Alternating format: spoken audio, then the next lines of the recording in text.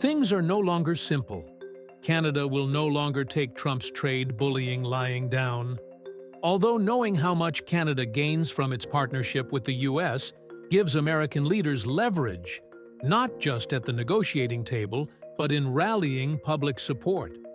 Anyway, by standing firm and calling out the lies for what they are, it's clear Canadians are pushing back against intimidation and securing a fair and balanced relationship with their neighbor, especially with President Trump's claim that the United States is subsidizing Canada. Is Trump wrong? Does the U.S. subsidize Canada? Join us as we unveil U.S. Canada deal in jeopardy, as Canadian ambassador slams Trump over $200 billion myth. It was a dramatic spectacle, occurring as world tensions mount. On Tuesday, May 6, 2025, Canadian Prime Minister Mark Carney arrived at the White House for his highly anticipated visit. Upon meeting President Donald Trump, Carney first had the chance to diplomatically engage with the U.S. leader in what turned out to be a somewhat adversarial session amid heightened rhetoric. Trump has persistently and controversially spoken about his desire for Canada to be the 51st state of America. This topic has certainly generated much dispute and criticism from the international community. The buzz increased with every passing hour. Just minutes before the meeting, President Trump had launched into a furious tirade on his favorite social media platform, Truth Social. Why is America subsidizing Canada by $200 billion a year, in addition to giving them free military protection and many other things? Trump asked, his ire palpable. They, on the other hand, need everything from us. The Prime Minister will be arriving shortly, and that will most likely be my only question of consequence.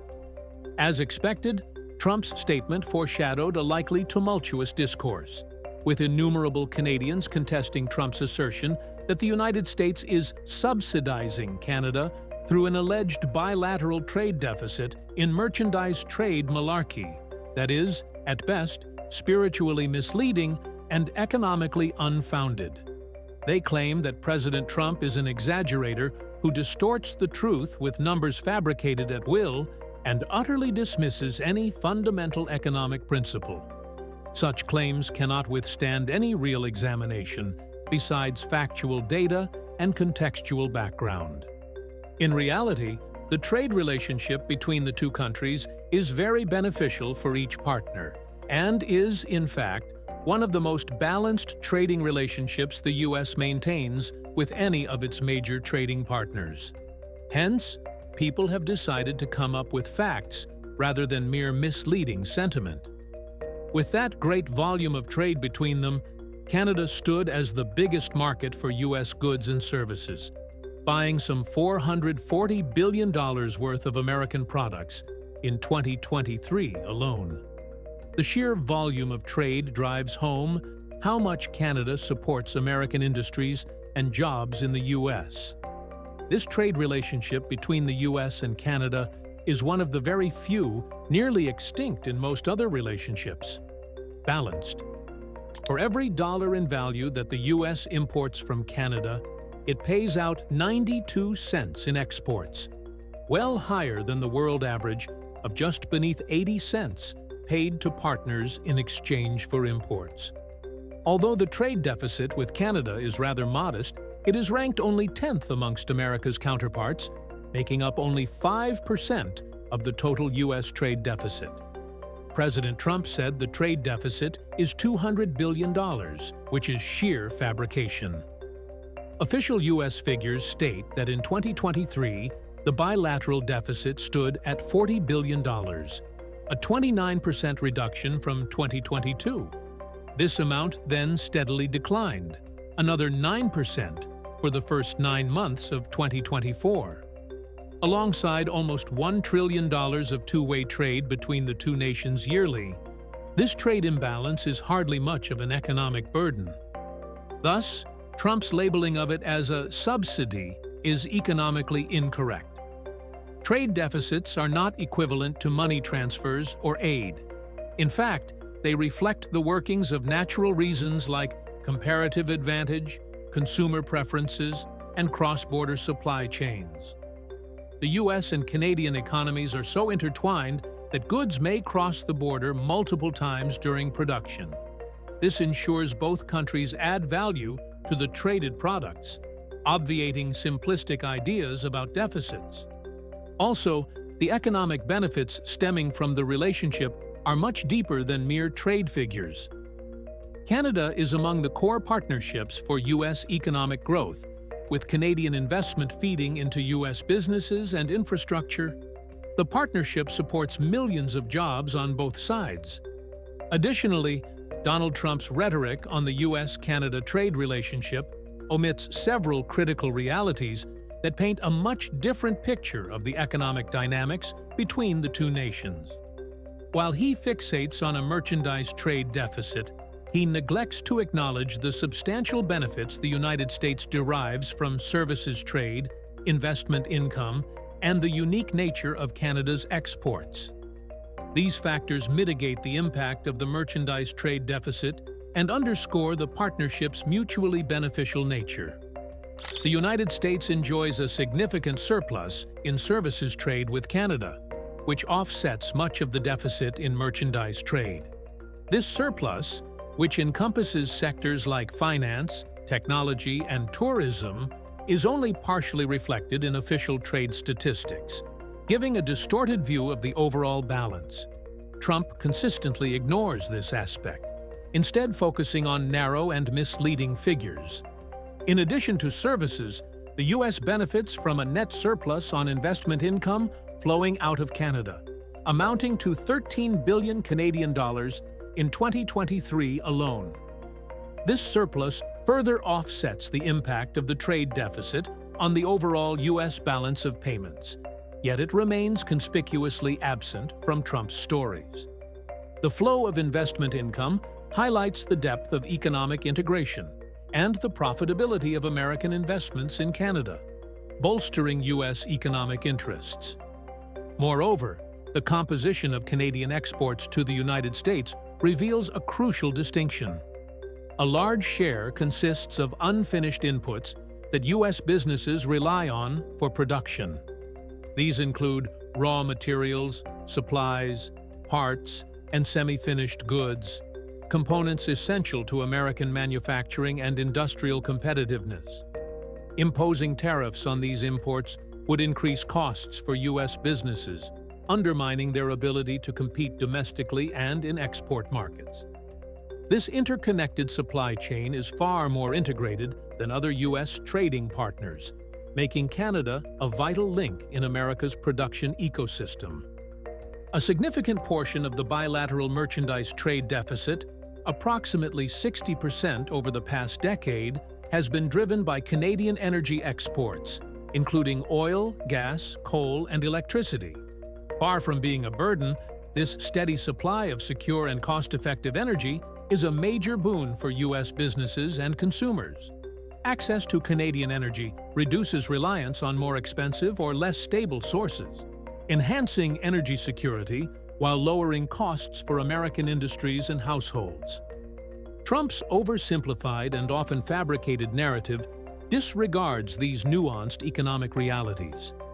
The U.S.-Canada trade relationship is not a zero-sum game, but a deeply integrated partnership that benefits both nations in numerous ways. By ignoring services trade, investment income, the nature of Canadian exports, and the critical role of energy, Trump's rhetoric misrepresents the profound advantages the United States enjoys in this bilateral relationship.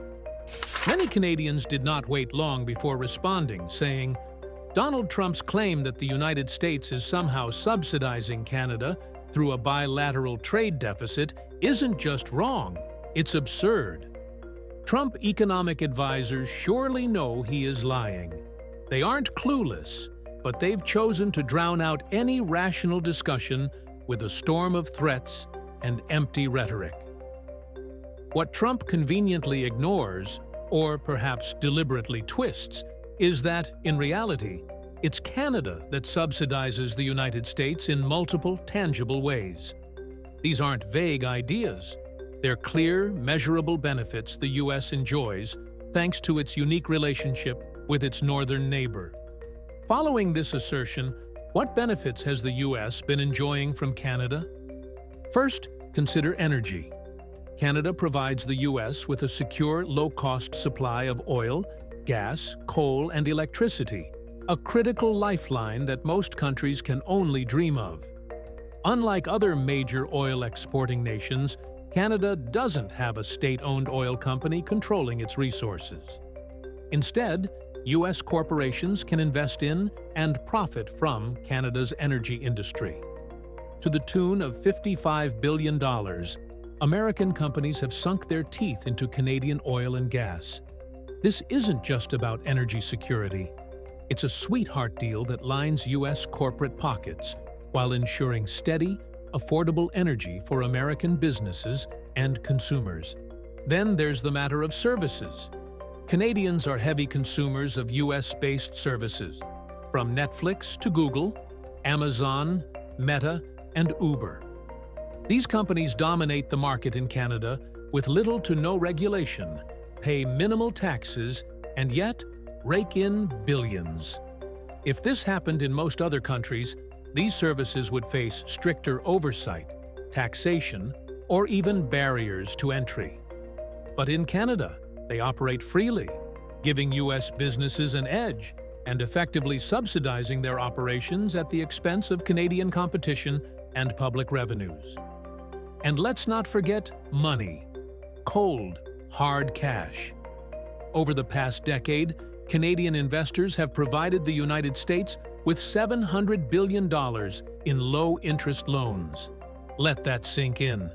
That's enough to offset the bilateral trade deficit Trump loves to rant about completely.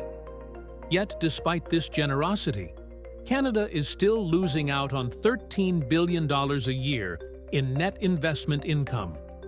Imagine lending someone money and then paying them interest on it. It sounds ridiculous, but that's essentially what's happening here. Truth be told, the dynamic isn't new. Managing the relationship with the U.S. has always been one of Canada's toughest balancing acts. No free trade deal, no matter how well-crafted, can shield Canada from the raw power imbalance of sharing a border with a superpower. Trump's threats only underline that reality. But here's the thing. For all the bluster, the U.S. has as much to lose from a breakdown in cooperation as Canada does. The American economy relies on Canadian energy, investments, and services just as much as Canada depends on access to the U.S. market. Nevertheless, Trump's statement may have set the stage for a potentially fraught interaction, yet Prime Minister Carney remained composed as he addressed the media following their closed-door meeting. With measured resolve, Carney dismissed Trump's inflammatory remarks, asserting firmly, "Canada is not for sale." His declaration resonated as a clarion call of national sovereignty, earning applause from Canadian officials and citizens alike. Meanwhile, the reverberations of this high-stakes exchange were felt on Capitol Hill, where members of Trump's cabinet were engaged in their critical discussions. Treasury Secretary Scott Bessent appeared before a House Appropriations Subcommittee to field questions about his department's fiscal management and strategic goals. At the same time, Homeland Security Secretary Kristi Noem testified in a separate oversight hearing, addressing pressing concerns over border security and domestic threats. Over in the Senate, Agriculture Secretary Brooke Rollins defended her department's proposed budget, emphasizing its importance for food security and rural development in America. Also, House Republicans are working feverishly to find consensus on a reconciliation bill that could advance Donald Trump's ambitious agenda. Central to the debate is the president's push for massive spending cuts, including significant reductions to Medicaid funding, which have sparked resistance within the party. For fiscal conservatives, these cuts represent a long-awaited opportunity to reduce the size of government and curb federal spending. However, moderates are pushing back, warning that slashing Medicaid, a lifeline for millions of Americans, could alienate voters and create a political backlash, especially in districts where the program is a cornerstone of healthcare access. This internal divide has created a tense and protracted negotiation process, with leadership struggling to bridge the gap. Moderates argue that steep cuts to Medicaid would harm constituents and undermine the party's electoral prospects in the next cycle. Meanwhile, hardliners remain firm, demanding deep spending reductions as a non-negotiable condition for their support. As the clock ticks, the stakes grow higher. This reconciliation bill is more than a policy measure. It tests the Republican Party's unity and ability to govern. Every concession risks fracturing the coalition, while every delay threatens to stall Trump's broader agenda, leaving the future of both the bill and the president's priorities uncertain.